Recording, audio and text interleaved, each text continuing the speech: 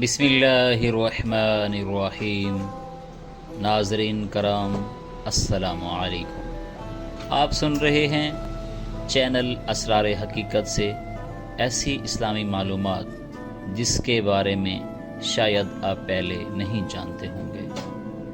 کیا آپ کو معلوم ہے کہ دعوت ذو العشیرہ کیا ہے؟ اعلان نبوت کے وقت سب سے پہلے اور سب سے سخت رد عمل کس کا تھا؟ اسلام کی سب سے پہلی درسگاہ کون سی تھی؟ اسلام کی راہ پر سب سے پہلی شہید ہونے والی خاتون کون تھی؟ یہ اسلام کا پہلا کھلا اعلان تھا، اور یہی وہ وقت تھا جب نبوت کا پیغام عام طور پر قریش کے سامنے آیا۔ حضرت محمد صلی اللہ علیہ وآلہ وسلم نے اعلان نبوت مکہ مکرمہ میں جبل صفا یعنی صفا کی پہاڑی پر کھڑے ہو کر کیا۔ پہلے مرحلے میں دعوت ذو العشیرہ کے موقع پر آپ صلی اللہ علیہ وآلہ وسلم نے اپنے قریبی رشتہ داروں کو گھر پر بلا کر اسلام کی دعوت دی، لیکن جب اللہ تعالیٰ کی طرف سے حکم آیا کہ اب عام اعلان کیا جائے تو آپ صلی اللہ علیہ وآلہ وسلم صفا پہاڑی پر چڑھ گئے۔ اس وقت مکہ میں یہ طریقہ تھا کہ کوئی اہم اعلان یا خبر دینی ہو تو لوگ صفا پر چڑھ کر قریش کو بلاتے۔ آپ صلی اللہ علیہ وآلہ وسلم نے بھی قریش کو آواز دی۔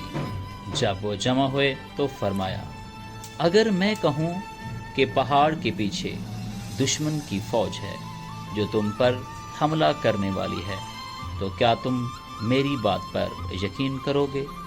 سب نے کہا ہاں، ہم نے آپ کو ہمیشہ سچا پایا ہے۔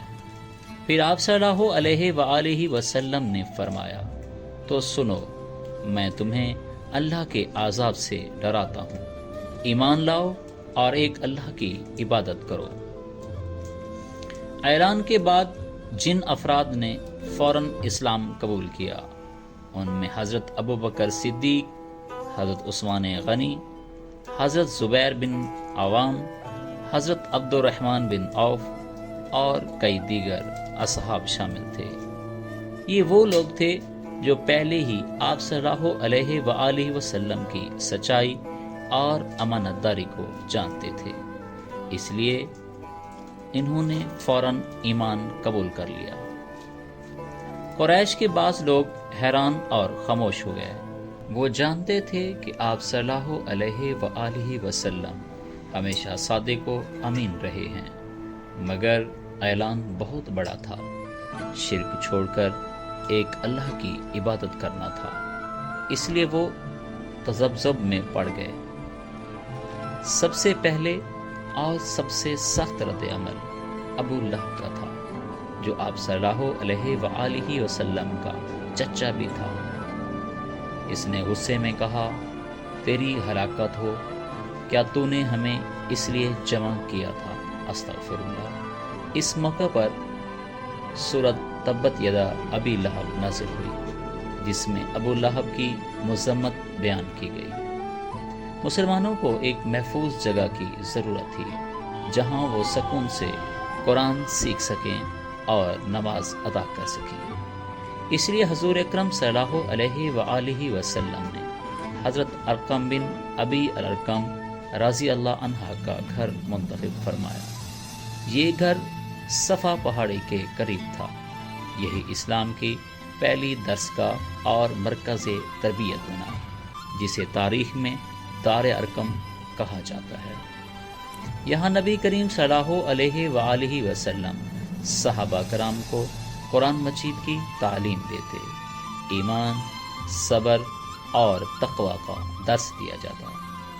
مسلمان خفیہ طور پر آتے تاکہ قریش کو خبر نہ ہو۔ بہت سے لوگ یہی ایمان لائے، مثلا حضرت عمر فاروق رضی اللہ تعالی عنہ۔ اسلام کی دعوت پھیلنے کے ساتھ ساتھ آپ صلی اللہ علیہ وآلہ وسلم اور صحابہ کرام کو بے شمار مشکلات کا سامنا کرنا پڑا۔ سردار قریش جیسے ابو جہل، ابو لہب، عتبہ، شیبہ وغیرہ اسلام کے سخت دشمن بن گئے۔ وہ لوگوں کو اسلام سننے سے روکتے اور آپ صلی اللہ علیہ وآلہ وسلم پر طعنہ زنی کرتے۔ بعض لوگ آپ صلی اللہ علیہ وآلہ وسلم کو مجنون، جادوگر، شاعر کہتے، استغفر اللہ، تاکہ لوگ قرآن نہ سنیں۔ اسلام قبول کرنے والے پہلے 40 لوگ یہ تھے۔ خواتین میں حضرت خدیجہ سلام اللہ علیہا، مردوں میں حضرت علی، حضرت ابوبکر صدیق، حضرت زین بن حارثہ، حضرت ارقم بن ابی ارقم، حضرت عثمان، حضرت قدامہ، حضرت عبداللہ بن مظعون، حضرت عبد الرحمن بن عوف، حضرت زبیر بن عوام، حضرت عبداللہ بن مسعود، حضرت سعد بن عبادہ اور کئی اصحاب ان 40 میں شامل تھے۔ حضرت مصعب بن عمیر بعد میں مدینہ میں رسول اکرم صلی اللہ علیہ وآلہ وسلم کے سفیر بنے۔ بہت سے روایات اسے دار ارقم سے مربوط کرتی ہیں۔ حضرت سمی، حضرت سعد بن ابی وقاص، حضرت طلحہ۔ قریش نے مسلمانوں کا بائیکاٹ کیا۔ حضور اکرم صلی اللہ علیہ وآلہ وسلم اور آپ کے خاندان کو شیب بن ابی طالب میں 3 سال قید جیسی مشکلات جھیلنی پڑی۔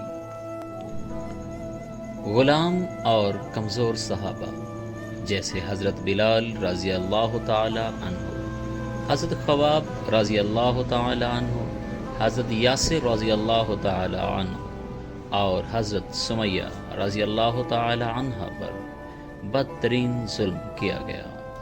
حضرت سمیہ رضی اللہ تعالی عنہ اسلام کی راہ میں سب سے پہلی شہید ہوئی۔ اگر آپ کو ہماری ویڈیو پسند آئی ہو تو اسے لائک کریں، شیئر کریں اور مزید ایسی ایمان افروز ویڈیوز کے لیے ہمارے چینل کو سبسکرائب لازمی کریں۔ شکریہ۔